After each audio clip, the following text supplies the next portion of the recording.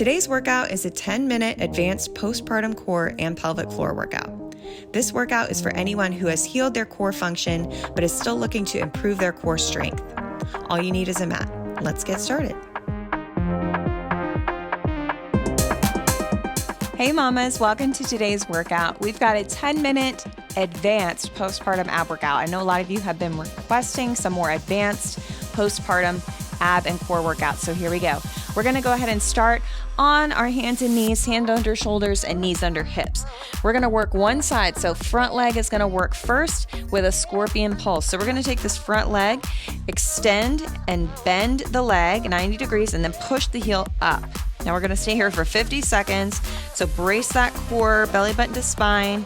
Make sure you're not arching the low back excessively. We wanna keep the pelvis neutral here while still getting a little bit of back extension by pushing that heel up to the sky.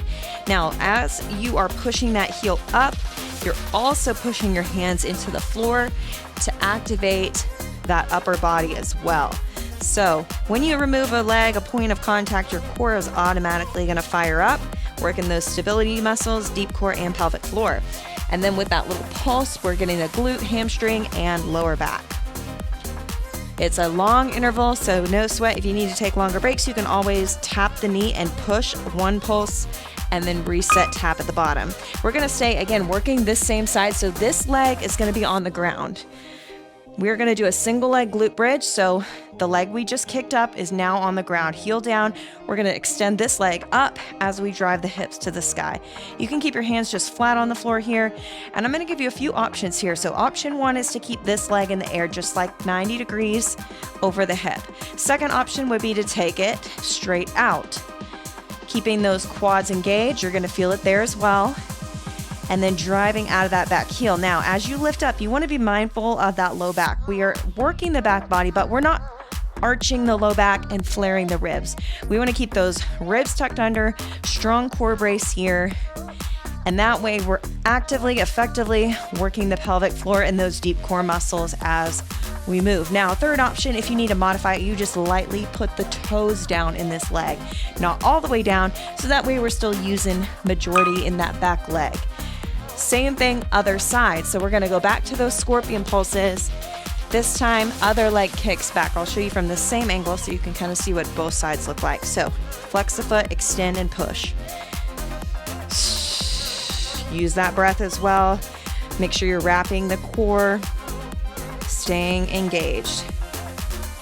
Now, don't forget about the leg here. Of course, core is paramount, but then we're thinking about that angle of the leg. If we start to push out, it's gonna take a little bit of that pressure off the hamstring. So try to keep that calf curled in toward the hamstring and then push. It doesn't have to be a big movement, but you do wanna stay above hip level with those pulses to keep that pressure building. Evenly pressing through the hands. Just a few more seconds here, almost there. And we're doing one side at a time because you can really fatigue that glute in that same leg by doing the back-to-back sets of the pulses and the glute bridges. So now this leg stays down. This leg, again, you can go bent leg, straight leg, or toe stays on the ground here. Easiest option, intermediate option, and then the most advanced option here. And all these movements are challenging. And it's not that this is superior to the more modified option here. It's just that if you are ready for this, this is gonna put the most load in your glute and hamstring versus this or this. But if you're not ready for it, if you're compensating, if your form's not good, if you can barely make it through a few reps, then modify, regress to stay in the interval. But that being said, if you find that you reach muscular failure, you can't do a single rep, your hamstrings and glutes are toast, that's not a bad thing. That's not even a sign of failure, but that muscular failure really is what helps you get stronger. Okay, we've got a bear plank shoulder press, shoulder tap, excuse me. So we've got hands under shoulders, knees under hips. This time we tuck the toes. Inhale, inflate the belly, exhale, brace that core, lift the knees off the ground. Now I want you to take your feet a little bit wider here, wider than hip distance apart, and then we're gonna lift one hand, tap the shoulder, switch. So you've got a little bit wider base of support here, but as you can see, your knees are low to the ground, you're gonna have to shift your weight a little bit as you lift that arm. But what I don't wanna see is a huge shift or those knees come up or the butt lift up. So try to stay low. And you'll find one side bites you a little bit more. This side for me easier, this side a lot harder. So you'll just notice those things, and it's not bad necessarily, but just see it as a challenge. And if you need to, you put the knees down here. You do just the shoulder taps for a few reps, but that alignment is so important. So keeping the shoulders over the wrist, keeping the knees low, that is what's gonna be the most effective here. Rest. Okay, now we're gonna go back to that bear plank, but this time we're gonna narrow our width a little bit and do an arm and leg extension. So deep breath in, lift, brace that core, arm and leg, reach to the corner. Same side, or opposite side rather. So you don't have to fully extend the arm and leg, but the further you reach out, the more stability. You're going to challenge your core more. Exhale on that reach, and then reset, bringing those knees back low to the ground. Keeping the shoulders aligned over the wrists even as you reach out, and hips are low. You never want to lift your butt up here, especially here. You're not getting the benefits in the core if you use the hips to lift and take that tension out of the core. So stay low and loaded. And if you need to, again, just come here for a few.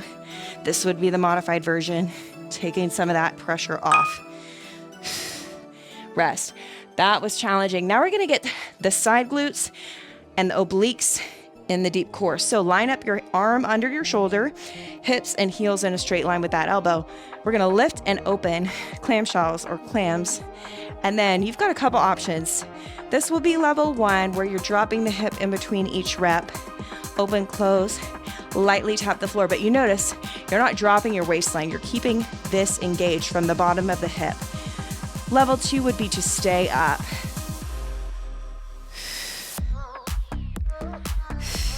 So keeping the heels together, the knees are just opening, closing. If you really want to go another level, add a resistance band about a fist distance above the kneecap.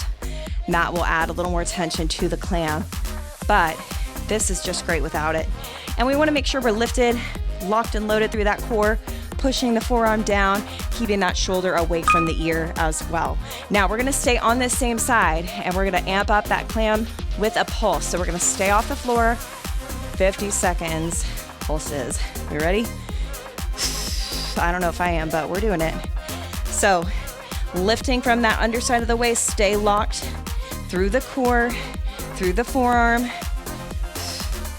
Just tiny pulse at the top of that range, 1 inch up and down. Isolation for the glutes. Such good stability work for the core, and great deep core pelvic floor work. Great for core dysfunction too. It's not going to strain the midline if you've got diastasis recti. We're a little more than halfway there, but we've got to keep pushing. Last 15 seconds. See if you can just keep that leg open and push it up a little bit higher. And if you can't do that, you can always put your hip down, rest for a second.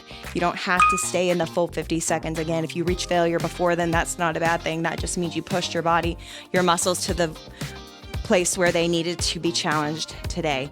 So let's do the same thing other side, just the clam lift. Remember, back to level 1, this is here.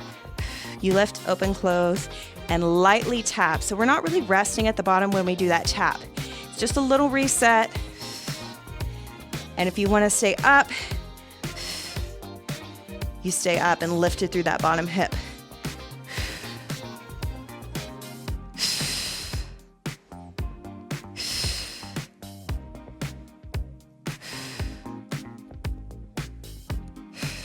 All these movements are so good for working the core. But you notice they're integrating a lot of glutes, and that's because the glutes are the biggest muscle in the core. And in order to get our abs strong, we got to get those glutes, hamstrings, low back really strong as well. All right, quick rest. Are we ready to finish it? This is the last one. Clam pulses. Deep breath, 50 seconds. Lift and pulse. Let's go.